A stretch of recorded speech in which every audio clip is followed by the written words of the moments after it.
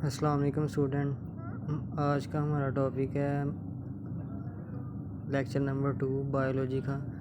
तो इसका टॉपिक है मुसलमान साइंसदान। ये वाला टॉपिक था तो ये नहीं करना, इसमें से कुछ नहीं आता, तो इसलिए हम ये स्टार्ट करेंगे। नेक्स्ट मुसलमान साइंसदान जो थे, पहला थे जाबर बिन हयान। जाबर बिन हयान 721 में पैदा हुए और 815 में AD में उनकी डेथ हुई। जाबर बिन हयान ईरान में पैदा हुए और इन्होंने इराक़ में तिब की प्रैक्टिस की। इन्होंने केमिस्ट्री में तजर्बाती तहकीक का अमल मुतारफ़ करवाया और पौधों और जानवरों पर कई कुतुब भी तहरीर किए। इनकी मशहूर कुतुबुल निबात और अल हिवान है। MCQs में पूछ सकता है वो कि मशहूर कुतुबुल निबात और अल हिवान किसकी हैं, तो वो आपने बता देना जाबर बिन हयान की। ये लॉन्ग क्वेश्चन है तो शॉर्ट में भी वो पूछ सकता है कोई से दो। नेक्स्ट है अब्दुल मलिक उस्मा। ये 740 में पैदा हुए और 828 में इनकी डेथ हुई। इन्हें पहला मुसलमान साइंसदान माना जाता है जिसने जानवरों का तफसील से मुताला किया। इनकी मशहूर तहरीरों में अल इबल मतलब कि ऊँट, अल खील घोड़ा, अल होश जानवर, अल खल्कुल इंसान शामिल हैं। ये भी MCQs के तौर पे पूछ सकता है। इनकी बर्थ और डेथ डेट के बारे में भी पूछ सकता है वो, तो ये आपने ध्यान से कर लेनी है। बोली सीना, इन्हें इल्म तब का बानी माना जाता है। बोली सीना को मगरब में अयूस सीना पुकारा जाता है। वो एक तिब फ़िलासफ़र, माहिर फ़ल्कियात और एक शायर थे। इनकी एक किताब अल क़ुनून फ़िल तब को मगरब में इल्म तब के क़ुनून का दर्जा हासिल है।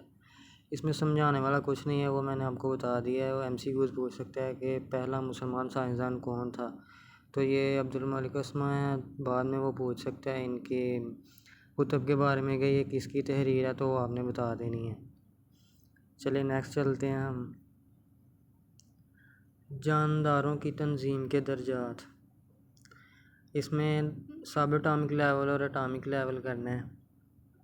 मादे की तमाम इकसाम एलिमेंट्स की बनी होती हैं। हर एलिमेंट एक ही तरह के एटम का बना होता है। एटम दरअसल बहुत से एटॉमिक पार्टिकल के बने होते हैं। सबसे मुतवाज़न सब atomic particle electron, proton, neutron.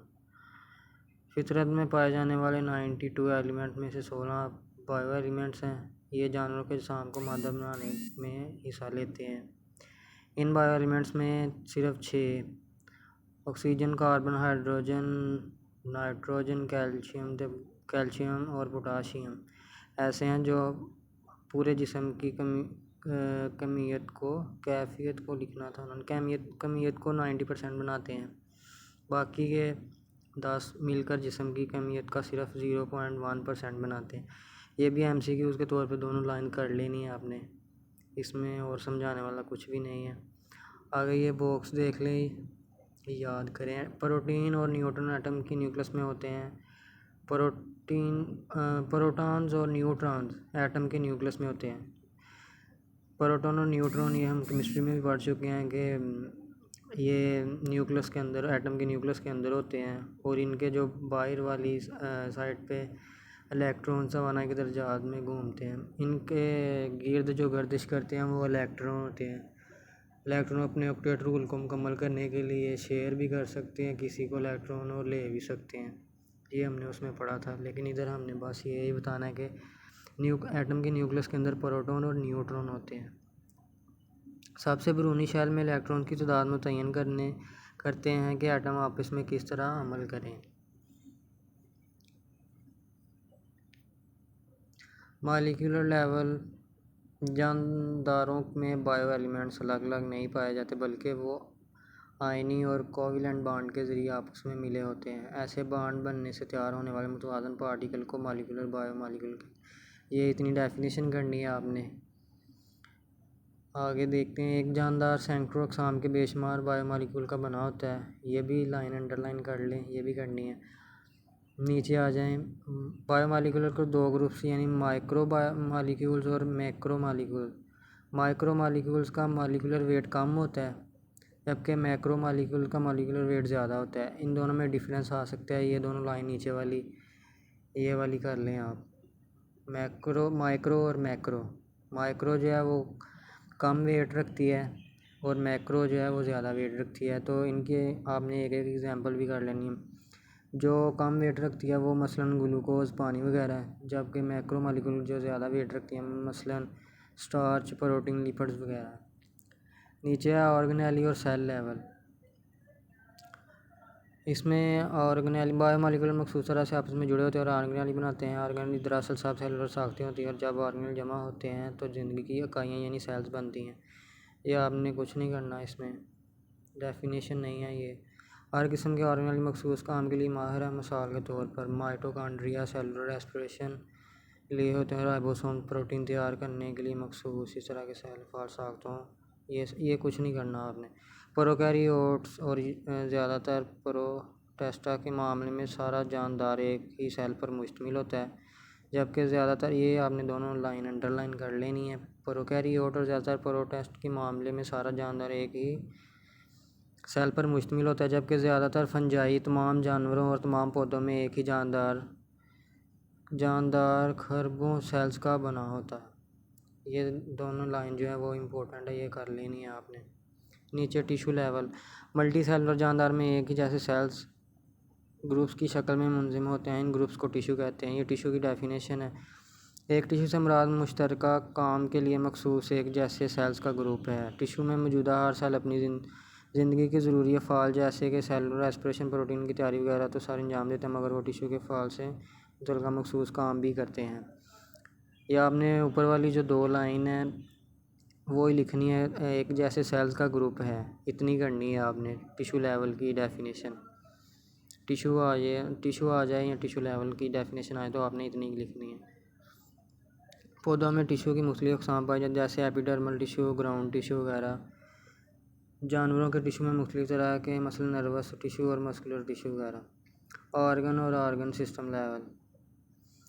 आला दर्जा के मल्टी सेलुलर जानदार में एक से ज़्यादा अक़साम के टिश्यू जिनके अफ़ाल एक दूसरे से वाबस्ता होते हैं आपस में मिलकर एक ऑर्गन बनाते हैं। एक ऑर्गन के मुख्तलिफ़ टिश्यू अपना अपना मखसूस काम करते हैं और ये तमाम काम मिलकर ऑर्गन का फेल बन जाते हैं। मिसाल के तौर पर मैदा एक ऑर्गन है। ये इंपॉर्टेंट MCQs है, ये ज़रूर आपने याद रखना है। जब जो प्रोटीन की डाइजेशन और खुराक ज़ख़ीरा करने के लिए मखसूस है। एपिथेलियल टिश्यू प्रोटीन की डाइजेशन कराने गैस्ट्रिक जूस खारिज करता है। मस्कुलर टिश्यू से मैदे के द्वारा। ये शॉर्ट क्वेश्चन आ सकता है ऑर्गन और ऑर्गन सिस्टम लेवल, तो आपने ये ऊपर वाला सारा पैराग्राफ पढ़ लेना है और यही लिखना है अगर ये शॉर्ट क्वेश्चन में आ जाएगा तो। मल्टी सेलुलर जानदार में तंजीम का अगला लेवल ऑर्गन सिस्टम का है। वो बस्ता काम करने वाले ऑर्गन आपस में मुर्गिन ऑर्गन सिस्टम बनाते हैं। ऑर्गन सिस्टम में हर ऑर्गन का अपना मखसूस काम करता है। तमाम ऑर्गन्स के काम ऑर्गन सिस्टम के अफ़ाल बन जाते हैं। मिसाल के तौर पर डाइजेस्टिव सिस्टम एक ऑर्गेनिक सिस्टम है जो खुराक की डाइजेशन, ये सारा ऊपर वाला ही है। लार्ज इंटेस्टाइन, जिगर, लेबला यानी पेंक्रियाज, ये तमाम ऑर्गन की खुराक की डाइजेशन। इसमें वो यही बता रहा है कि एक मैदे में मौजूदा मैदा एक ऑर्गन है जो प्रोटीन की डाइजेशन और खुराक को ज़ख़ीरा करने के लिए मखसूस होता है।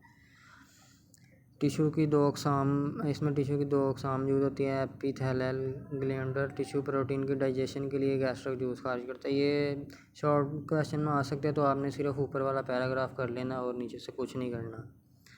Organism level. मुख्तलिफ़ ऑर्गन्स और ऑर्गन सिस्टम आपस में मुंज़िम होकर मुकम्मल जानदार यानी फ़र्द बनाते हैं। जानदार में ऑर्गन्स और ऑर्गन सिस्टम के तमाम अफ़ाल, अमाल, सरगर्मियाँ बाहमी रब्त में होती हैं।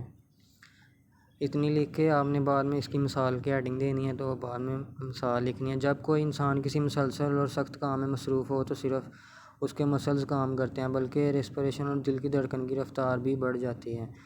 ये तो आप लोग फ़िज़िकली तौर पर महसूस कर सकते हैं कि आप कोई भी हार्ड वर्क कर रहे हो तो आपके दिल की धड़कन जो है वो भी तेज़ हो जाती है। आपके मसल्स वगैरह जो काम कर रहे होते हैं, लेकिन आपकी दिल की जो हर धड़कन है वो भी साथ साथ तेज़ हो जाती है, उसकी रफ़्तार भी बढ़ जाती है। रेस्पिरेशन और दिल की धड़कन की रफ़्तार में ये इजाफ़ा मसल्स को ज़्यादा खुराक और ऑक्सीजन मुहैया करता है, जिसकी मुसलसल काम के दौरान उनकी ज़रूरत होती है। ये आपने नहीं करना। ऊपर बस डेफिनेशन लिखनी है, बाहमी रूप में होती है इतनी, बाद में मिसाल की हेडिंग दे के एक मिसाल लिख लेनी है बस। पॉपुलेशन लेवल, जहाँ बायोलॉजिस्ट एक ही हैबिटेट में रहने वाले एक ही स्पीशीज़ के जानदार के माबैन तल्लुकात का मुताला करते हैं, वो अपने मुताले की पॉपुलेशन लेवल तक बढ़ा देते हैं। इम्पोर्टेंट डेफिनेशन है पॉपुलेशन लेवल, कम्युनिटी लेवल और बायोस्फीयर लेवल, ये तीनों इम्पोर्टेंट है, तो ये तीनों आपने लाजमी करके जानी है।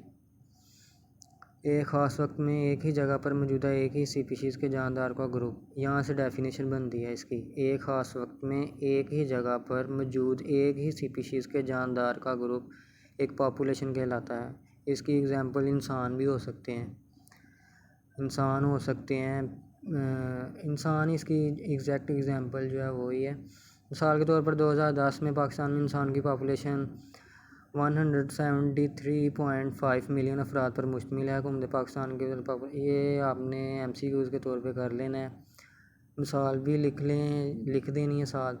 इसकी डेफिनेशन करनी है, एक ख़ास वक्त में एक ही जगह पर मौजूदा एक ही स्पीशीज़ के जानदार का ग्रुप एक पॉपुलेशन कहलाता है। इतनी डेफिनेशन लिख के नीचे इसकी मिसाल लिख लेनी है आपने।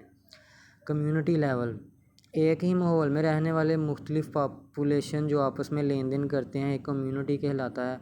मिसाल के तौर पर जंगल, यहाँ तक आपने डेफिनेशन करनी है और आगे नीचे आपने मिसाल दे देनी है इसकी।